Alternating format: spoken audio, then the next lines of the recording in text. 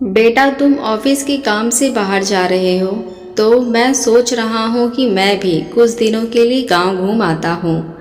मोहन जी ने अपने बेटे कबीर से कहा तो कबीर कहने लगा, बाबूजी, आप वहाँ गांव में अकेले रहकर क्या करेंगे? आप बार बार गांव जाने की बात क्यों करते हैं? आराम से अपने घर में रहिए ना, मैं जल्दी ही लौट आऊँगा। इतना कहकर वह अपना बैग उठाकर चला गया। तो मोहन जी पीछे से उदास मन से खड़े रह गए।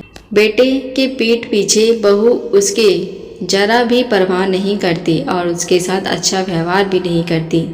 जैसे ही कबीर चला गया तो उसकी बहू निहारिका उसके पास आई और कहने लगी, पापा जी, यहाँ सब्जियों का थैला लीजिए और बाजार जाकर ताज़ा फल और सब्जियाँ लेकर आइए। और हाँ, मुझे एक एक रुपए का हिसाब। तो आप बेईमानी करने की कोशिश मत कीजिए। मनोहर जी को इतना तेज गुस्सा आया कि उनका मन किया कि वह मना कर दे, लेकिन मना करने पर बहू और भी ज़्यादा बवाल कर दी। इसलिए वह चिलचिलाती धूप में छाता लेकर घर से निकले। बहू तो उन्हें इतने ज़्यादा पैसे भी नहीं देती थी कि वह ऑटो करके मार्केट जा सके। पसीने से लथपथ होकर वह सब्जी खरीदकर वापस लौटे तो उन्हें बहुत ज़ोर से प्यास लगी थी। उन्होंने बहू से कहा, बहू, जरा एक गिलास पानी पिला दो। निहारिका गुस्से में कहने लगी, मैं आपकी नौकरानी दिखाई देती हूँ क्या, जो आप मुझसे पानी मांग रहे हैं? खुद से उठकर पानी नहीं ले सकते क्या? आप खुद से उठकर पानी ले लीजिए और मेरे लिए थोड़ा शरबत बना दीजिए, मेरे सिर में दर्द हो रहा है। मोहन जी का चेहरा गुस्से के मारे कठोर हो गया। अब प्यार से वह घर का हर काम कर सकते थे, लेकिन बहू उन्हें ऐसे ऑर्डर मारती थी जैसे वह घर के नौकर हैं। पहले तो वह गांव में बड़े मज़े से रहा करते थे, लेकिन बेटा बार बार जिद करके उन्हें अपने साथ ही रहने के लिए लेकर आ गया था और अब से बहू का व्यवहार उनके प्रति बद से बदतर होता जा रहा था। कबीर तो दिन भर ऑफिस में रहता था।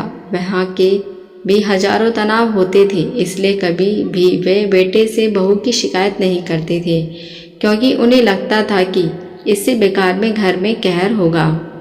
घर में छोटे छोटे बच्चे थे और वह बच्चों के भविष्य के साथ कोई खिलवाड़ नहीं करना चाहते थे, लेकिन इन सब के चक्कर में मनोहर जी के साथ बहुत गलत व्यवहार हो रहा था और उसे देखने वाला कोई नहीं था। इसी बीच एक दिन मोहन जी के कमरे का पंखा बिगड़ गया।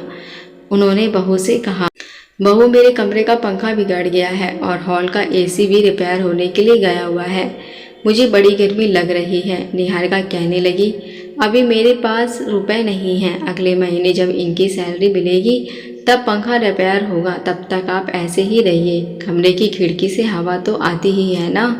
मोहन जी बड़े परेशान हो गए। बीच बीच में जब वह किसी काम से बहू के कमरे में जाते थे तो एसी की ठंडी ठंडी हवा में उन्हें 2 पल को सुकून मिल जाता था, लेकिन फिर उन्हें गर्मी का सामना ही करना पड़ता था। ऐसे ही एक दिन निहारिका घूमने के लिए गई हुई थी। मोहन जी बालकनी से सूखे कपड़े उतारकर बहू के कमरे में रखने के लिए पहुंच गए। निहारिका अपना मोबाइल फ़ोन घर पर ही भूल गई थी, तो वह उसे लेने के लिए घर पहुंची। जैसे ही उसने अपने कमरे में ससुर जी को देखा, वैसे ही उसका पारा गुस्से से 7वें आसमान पर चढ़ गया और वह गुस्से से चिल्लाते हुए कहने लगी, ससुर जी, मैं जरा घूमने क्या गई, आप तो मेरे एसी वाले बेडरूम में आकर बैठ गए। आपकी हिम्मत कैसे हुई मेरे कमरे में आने की? रुकिए, मैं अभी आपको सबक सिखाती हूँ। इतना कहकर वो जोर जोर से चिल्लाते हुए कहने लगी, हे भगवान, ससुर जी, आप ही वही चोर हैं। तब से मैं सोच रही हूँ कि मेरी पायल की जोड़ी कहाँ गई।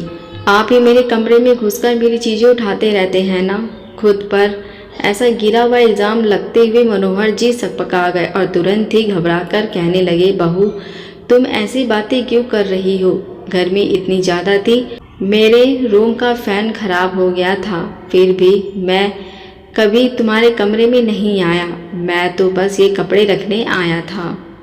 प्लीज़ मुझ पर ऐसा आरोप मत लगाओ। निहारिका कुटिलता से मुस्कुराते हुए बोली, हाँ तो फिर ध्यान रखना, आगे से कभी भी मेरे पीठ पीछे मेरे कमरे में आने की गलती मत करना, वरना तुम पर ऐसे ऐसे इल्ज़ाम लगाऊंगी ना कि दुनिया से नज़रें मिलाने के लायक भी नहीं रह पाएंगे।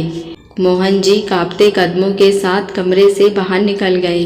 अपने कमरे में पहुंचकर वे फूट फूट कर रो पड़े। बेटा भी घर पर नहीं था और अब बहू की बदतमीजियां बढ़ती जा रही थी, लेकिन अब उनकी हिम्मत जवाब दे गई थी। उन्होंने उसी वक्त अपना बैग पैक कर लिया और घर जाने के बारे में सोचने लगे। तभी उन्हें लगा कि अगर मैं ऐसे ही बेटे को बिना बताए घर से चला जाऊंगा तो हो सकता है बहू कल को यह भी इल्ज़ाम लगा दे कि मैं घर का सामान चोरी करके भाग गया हूँ। ऐसा सोचकर उनका सारा गुस्सा एक पल में पानी बन गया। वह चुपचाप खामोश होकर अपने बिस्तर पर बैठ गए। खराब पंखा मानो उन्हें मुंह चिढ़ा रहा था। उनके पास तो इतने पैसे भी नहीं थे कि वह गांव जाने के लिए बस के टिकट खरीद सके, तो फिर पंखा रिपेयर कहाँ से कराते। अपमान के मारे उनकी आंखों से आंसू आने लगे। वह सोचने लगे कि काश मैंने भी अपने भविष्य के लिए कुछ बचत की होती। वह फूट फूट कर रोने लगे। 5 दिन के बाद कबीर घर आ चुका था। कबीर के घर आते ही उन्होंने बेटे के सामने जाकर कहा कि बेटा, मेरा यहाँ मन नहीं लग रहा है, मुझे गांव वापस जाना है। कबीर हैरान रह गया और कहने लगा, बाबूजी, आप गांव जाकर क्या करेंगे? वहाँ पर अकेले कैसे रहेंगे? तभी निहारिका वहाँ पहुँच गई और कहने लगी, अरे मैं तो यही इन्हें कितनी आराम से रखती हूँ, फिर भी इनके तो नखरे ही ख़त्म नहीं होते। वहाँ गांव में यार दोस्त होंगे ना, उनके पास ही जाने का मन करता होगा। अगर इन्हें वहाँ जाना है तो जाने दीजिए, आपको इनकी इतनी क्या चिंता हो रही है? अपनी पत्नी के स्वर में छुपे हुए तंज को वह समझ गया था। उसके साथ ही वह अपने बाबूजी की आंखों में उतर गए। दर्द को भी साफ महसूस कर रहा था। काफ़ी देर तक सोच विचार करने के बाद उसने कहा, ठीक है बाबूजी, अगर आपका यहाँ मन नहीं लग रहा है तो आप गांव में जाकर आराम से रहेंगे, लेकिन आपको मेरी भी एक शर्त माननी होगी। मोहन जी घबरा गए कि अब बेटे की कौन सी शर्त है। बहू ने तो पहले से ही उसकी इज्जत उतार के रख दी है।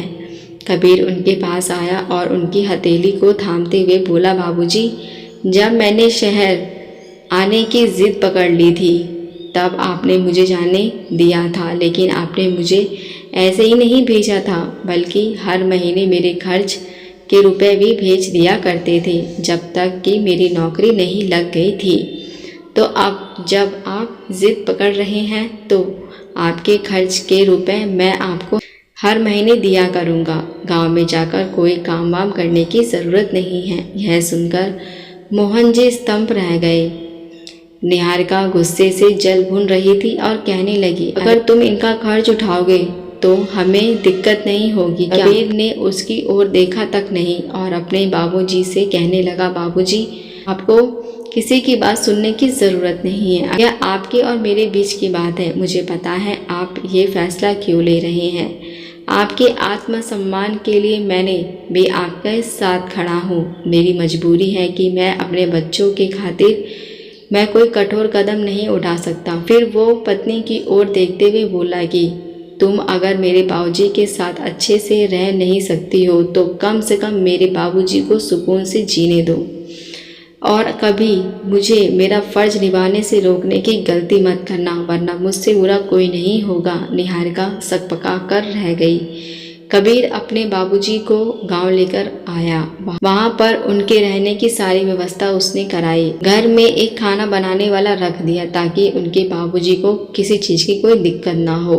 मोहन जी भी अपने गांव समाज में वापस आकर बहुत खुश थे। अपने यार दोस्तों के साथ उनका समय अच्छे से कट रहा था और बेटा भी हर सप्ताह उनसे मिलने के लिए चला आता था। इस तरह से मोहन जी के जीवन में तो सुकून ही सुकून था। कबीर भी अपना फर्ज अच्छे से निभा रहा था।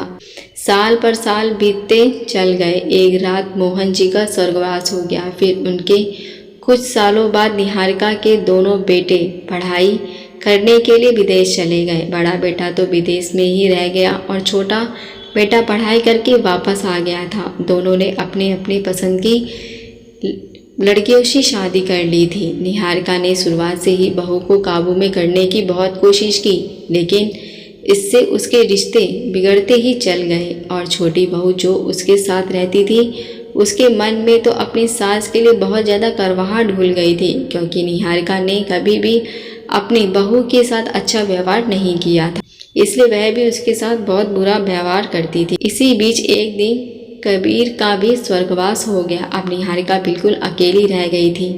एक दिन वह अपने बहू के कमरे में साफ सफाई कर रही थी। अब बहू, जो कि सास को बिल्कुल भी पसंद नहीं करती थी, वह चिल्लाते हुए कहने लगी, मम्मी जी, मेरा रानी वाला हार नहीं मिल रहा है, आपने मेरा हार चुरा लिया ना। मैं कई दिनों से देख रही थी कि उस हार पर आपकी नज़र थी।